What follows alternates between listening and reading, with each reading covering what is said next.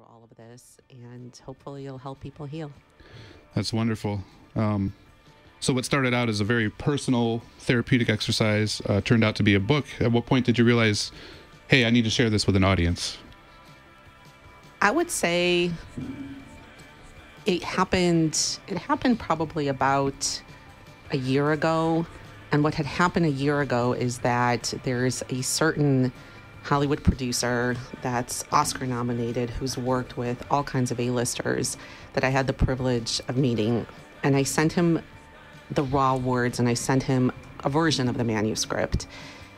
And I just said, I just have two questions for you. Do you think this is good writing? Do you think this is something that's suitable to be a film? Right. And he sent me an email, and then he reached out to me about 6 months later, and he said, I read it. He goes, it's not ready to be a film. You need to do X, Y, and Z to make it into a movie. However, he said, this is going to help people heal. This is good writing. And you went to those places. I'll never go, but I'm glad that you did, and I'm glad that you ended the book I'm glad that you ended the book the way that you did, because it's going to give people also a sense of hope. That's right. And so that gave me the confidence to say, I can take this to market, because I trusted his perspective. It's a great viewpoint, and I can tell you firsthand, it gave me a sense of hope at the end. There were some pretty bleak points in there, and that's the nature of catharsis, getting all of that out and arriving hopefully at a point of hope at the end. So to that end, it definitely served its purpose. So speaking of audiences, one of the more maybe controversial views that you express in the book is, quote, I don't think men really need girlfriends. What they need is an audience. What led you to this conclusion? Yeah, that's a great question. So one of the things I've noticed is that a lot of times men tend to talk more than women do. And I thought about, why is that the case? Because women are the ones who get the reputation for being the talkative ones. Yeah. And one of the things that's happened, especially over the past decade, is that men have just received a very bad reputation, and there's a lot of angry people out there, and they blame everything on men, and I don't think that's fair. I think people need to take a look at their own lives and take that accountability. So bottom line, having a lot of friends who are men and being in corporate America for 20 years, which is very male dominated, one of the things I know for a fact is there's a lot of good men that just need to be heard. And if more women were more open to just hearing a man out and listening to his perspective and seeing where he's coming from. Hear, hear. And understanding that he's a human being with his own feelings and opinions, and maybe he's been hurt once or twice. Yeah. Then I think then men would be far more open to having girlfriends versus just having an audience, because they just want to be heard. Okay. I can agree with that.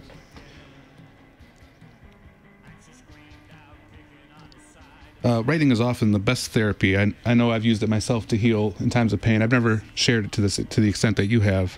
But what are some of the key insights of self-discovery that you gained during this 30-day challenge? Great question. One of the things that had happened is, per Anita Meyer's assignment, I did keep the diary, and at the time I wrote some things that were honest, but also some things that I thought I should be writing at those moments. Mm-hmm. And when I worked with Barry, and we went through probably a dozen revisions of this piece, she called me out on these key moments where she said, you're not supposed to be feeling this way at this point. At this point, when you think you're feeling great, it's because you think you are. But this is the moment where your big crash happens. This is the moment where you find a piece of evidence that resurrects all the pain from that other relationship. And sure enough, I would say, oh, she was right. And I had to get even more honest and even more honest and even more honest. But what I would just encourage anybody is to say, you have to not feel safe in your writing, but you have to feel safe in your life.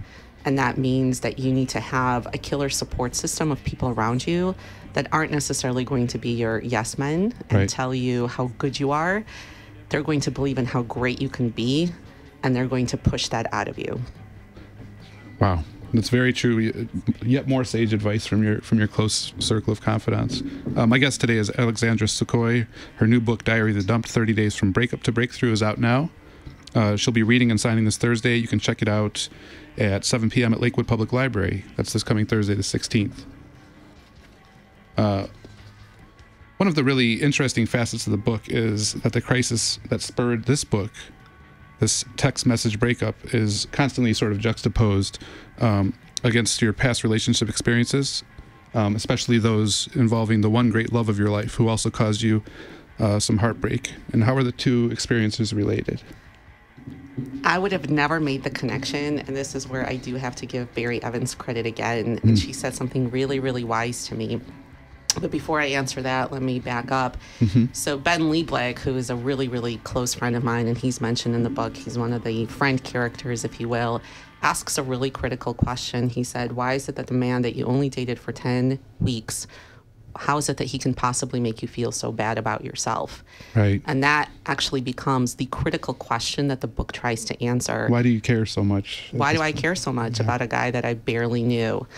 And one of the things that Barry pointed out, and I thought this was really, really brilliant of her to say, she said, this breakup woke up the sleeping bear of every relationship failure that I ever had. Yes. And that's how everything gets connected. Got it.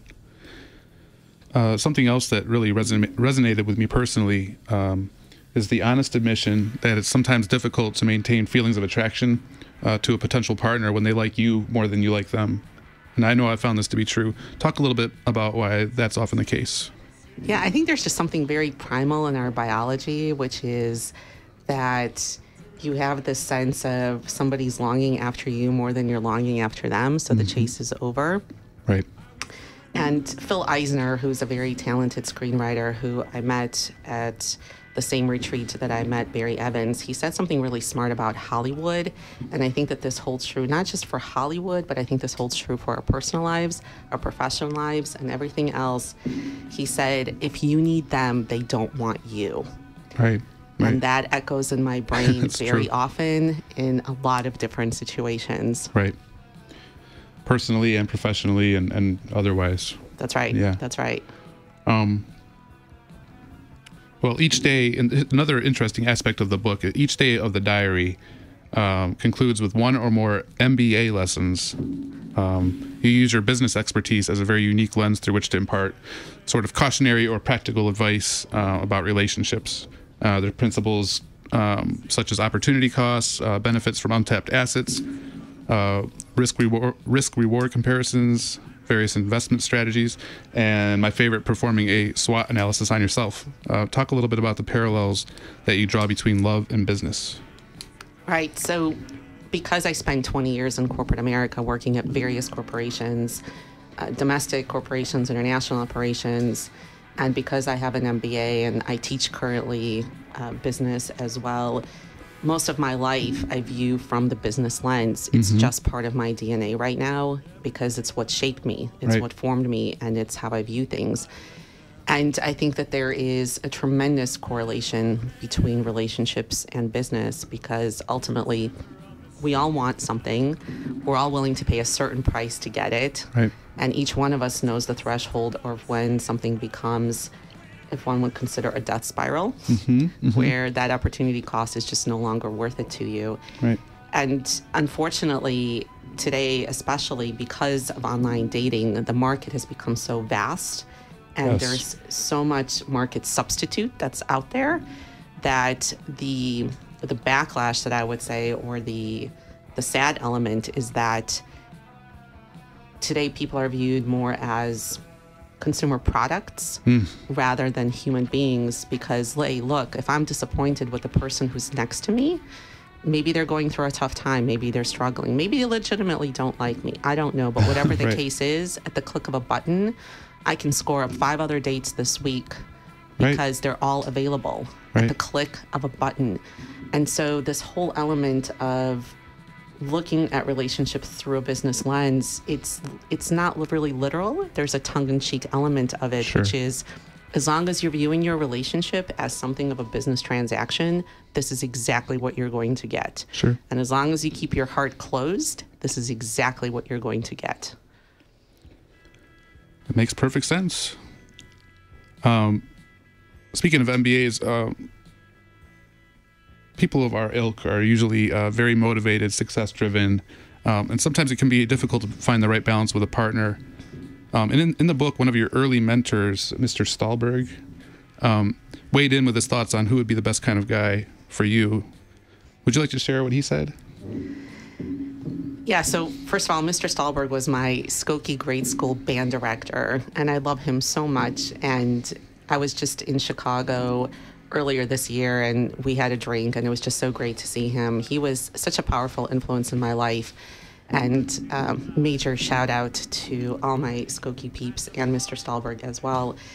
And he basically said that I need to be with a nice guy with a ego line that's completely flat and someone who's going to support and get who I am. And so I thought that was really good advice. And Mr. Stahlberg and Mrs. Stahlberg have been married a long time. They have 9 children, and I don't even know how many grandchildren. So he knows what he's talking about. Yeah, I guess so. But there is I hope that there is an erosion of this notion that nice guys are not good guys, because nice guys are actually the guys you want to stick around with. That's right. And nice guys are the ones that you want to have a commitment with. And those men who excite you for about 10 minutes, they're good for 10 minutes. Yeah. And after that, you should move on. And I will just segue for a minute. Anita Myers, who's also a licensed relationship coach and a licensed life coach, she and I are working now on our next book, The Dating GPS, Guys, Pricks, and Sweethearts, where we examine the different types of men that are out there. And our 2-part goal is to, number 1, help women understand what they're doing to attract the not nice guys into their lives, right, but also then help them recognize what a good man looks like, because the media has done very little service of helping us see who the good men are. I believe that to be true. Okay, and I'm speaking with Alexandra Sukhoy, in case you're just tuning in. Her new book is called Diary of the Dumped, 30 Days from Breakup to Breakthrough. It's out now. It's available on Amazon in both paperback and Kindle. Okay. And she will be reading and signing from the book this coming Thursday in 2 days. You can check that out at 7 p.m. at Lakewood Public Library. Got a couple more questions for you if you have time. I would love to answer your couple more questions. You speak a lot about physical space, and your physical environment is clearly very important to you. And time and again in the book, you go back to your immediate environment and how it affects your psychic energy.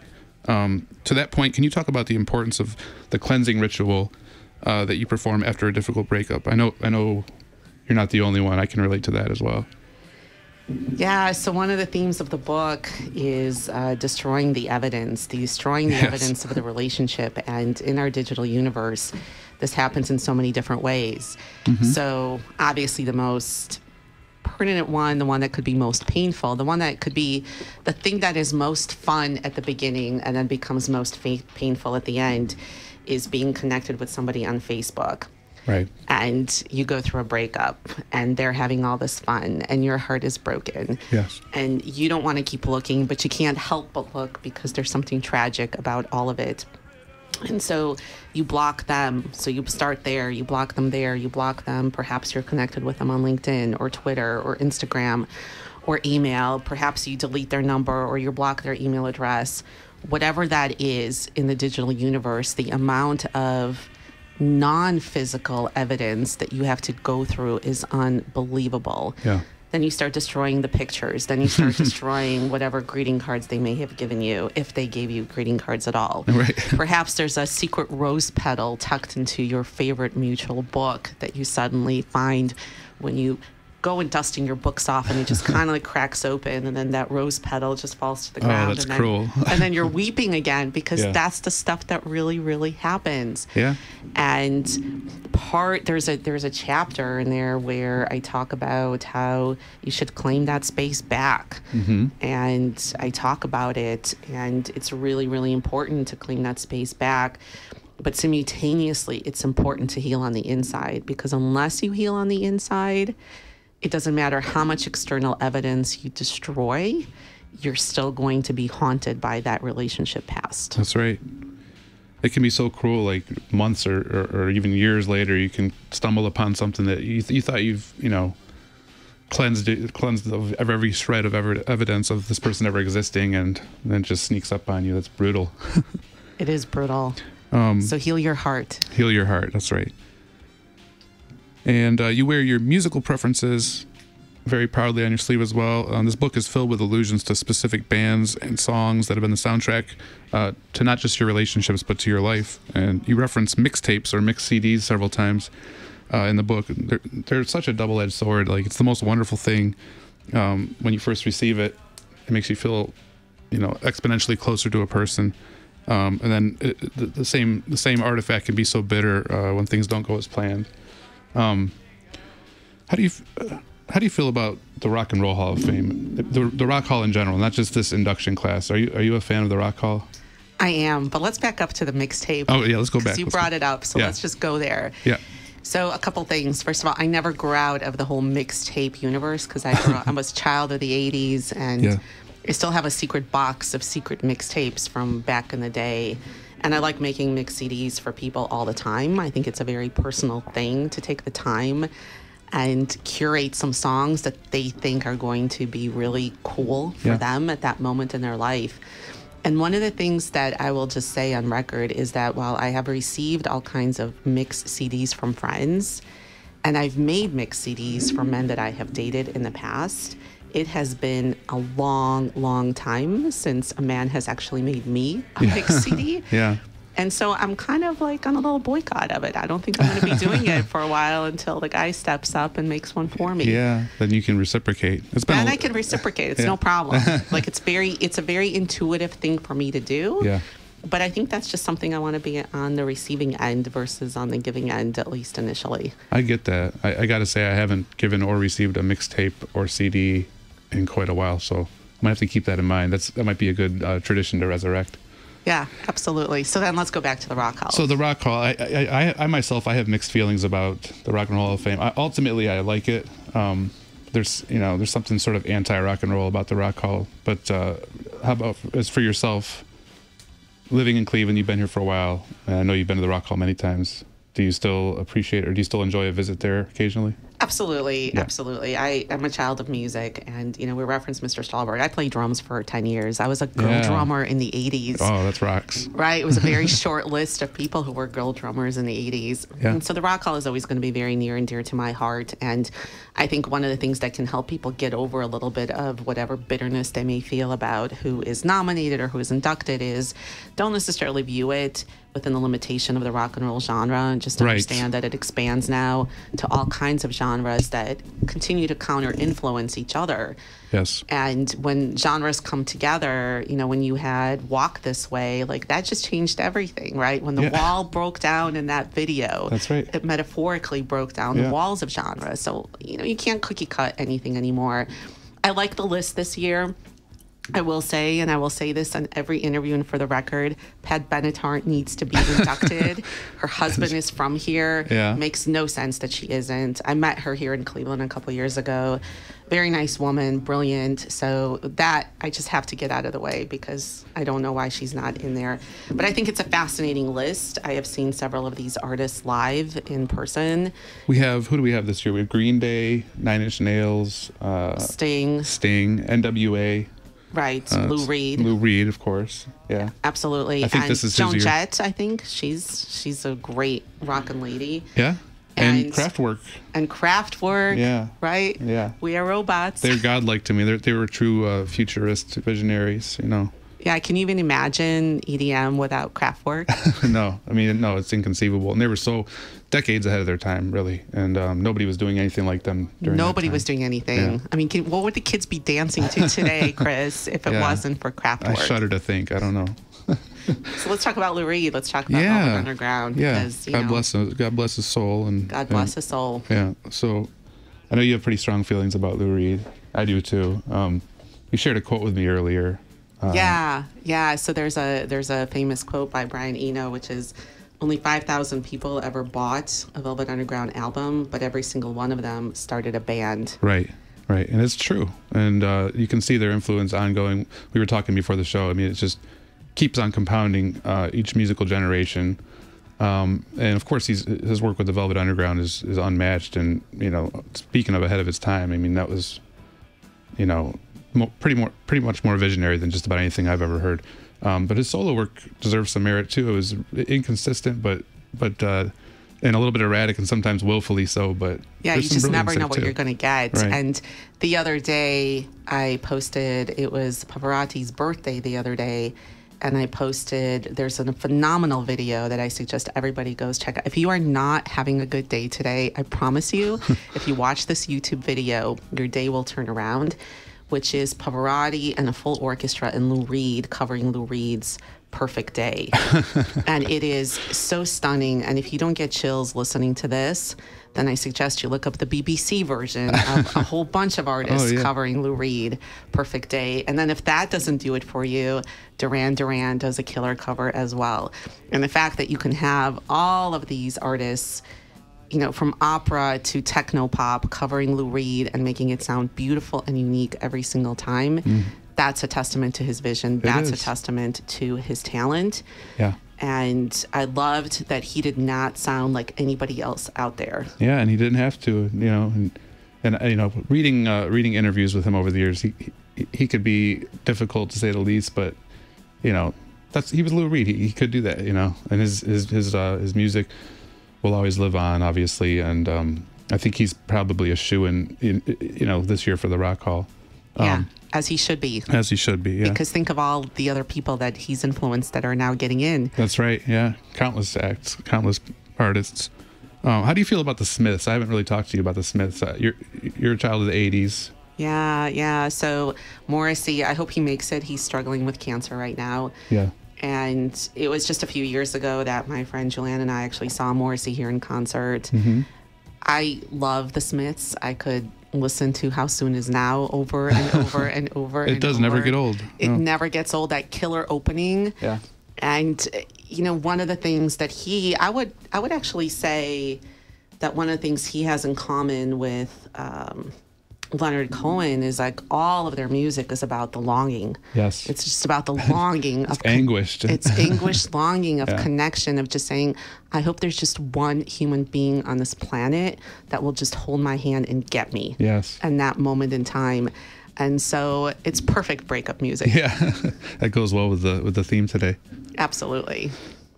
Now, you recently posted, I can't remember through what medium, but you posted a list of danceable breakup songs. And I don't have the list in front of me, but would you mind sharing with the listeners maybe a sampling of that list? Because sometimes when you're down in the dumps, you got to dance your blues away. Everybody knows that. Right. So there was Erasure, Who Needs Love Like That? Oh, yeah. It's a good one. The song that you just played, Joy Division, Love Will Tear Us Apart, which has a great dance beat. It does. If you really think about it. 4 on the Floor. That's right. Pet Shop Boys, What Have I Done to Deserve This? Yeah. That's a great dance song too. There's also one that I just stumbled upon purely by accident going through my own iTunes collection, which is Franz Ferdinand, Live Alone. Huh. It's about a man who just says, you know, I really like a girlfriend, but I'd rather just live alone. And I was like, I think there's so many people that could just relate to that because, again, it's about the longing. Yeah. But man, the longing means there's going to be heartache. Yes. And, you know, going back to the 80s, which just had just so many great songs, listen to the lyrics of the Eurythmics of Love is a Stranger, because in it, she just nails that whole dichotomy of, you know, she keeps singing, and I want you, and I want you, and I want you. But then she talks about the brutality of, like, you're on your knees if you're really that deep in a relationship, but you still want it. Yeah. And so I would just suggest anybody to really break down the lyrics of the Eurythmics' Love is a Stranger, which is about 30 years old, because that right there nails all of it. So yeah, it's a CD. It's a mix, and we're gonna be playing it at the book reading this Thursday. Oh, nice! And it's breakup songs that you can dance to. That's medicine. Speaking of bands from the '80s and the Rock Hall, the Replacements, you know, they're one of my favorite bands of all time. I got to be honest, and they actually got nominated last year. I didn't really expect them to be accepted. That would be very un-Replacements-like. But they weren't even on the ballot this year. Are you a fan of the band, and how do you feel about their prospects for the Rock Hall? Yeah, so I always associate them with that 90s movie Singles. Yeah. just my brain, it's very Pavlovian, and automatically takes me right there. Yeah. And Kara Sedgwick and all those folks. I would say I really like the band, but I can't say that I'm one of those hardcore fans of the band. They were a little rough around the edges. Yeah, so to me, I don't get a visceral response Yeah. when I hear the replacement. Like, I think they're very good, Yeah. and I like them. But I think you love them more than I like them, Chris. I think that's my most honest answer. Yeah, I'm curious as to if Westerberg would even show up for the thing if they did get accepted. He might be one of those like Johnny Rotten had wanted nothing to do with. Yeah. I think he. I love Johnny Rotten, aka Johnny Lydon. Yeah. I think he called the Rock Hall a pea stain to put it in family friendly terms, but he refused to show up, and they said that. Jan Wenner from Rolling Stone said that he could come to the Rock Hall, pick up his trophies, and smash them up if he wanted to. They'd be waiting there for him. But I don't think he's... Yeah, I mean, there's no need to be disrespectful. Yeah. Like, here's the thing at the end. If your fans have honored you and if your fans have supported your lifestyle, there's really no reason to be disrespectful towards that. So... but I still love Johnny Rotten. Yeah, Johnny Lydon. Come on. Right, Rise is one of my Rise is one of my favorite songs ever. Oh yeah, I think that's quoted as well in the book, or I think maybe probably. Okay. My guest has been Alexandra Sukhoy, and her new book, Diary of the Dumped: 30 Days from Breakup to Breakthrough, is out now. You can get it on Amazon in both hardcover, paperback, and Kindle editions. Paperback and Kindle. And as well as at the book reading, we're going to be selling copies there and signing them as well. Absolutely. And Dina Neer Mendelwitz, she's going to kick off the evening, and she is the queen of improv here in Cleveland, Ohio. And Jimmy Israel of NPR, he is going to be reading the foreword that he wrote to the book. So wonderful. There's going to be some really great entertainment. And you're all encouraged. You can all go check that out at 7 p.m. That's this coming Thursday, the 16th, at Lakewood Public Library. Alex, thank you so much for joining me here today on the Fallout Shelter. It's been a pleasure. Thank you so much for having me here, Chris. It's been great. Thank you.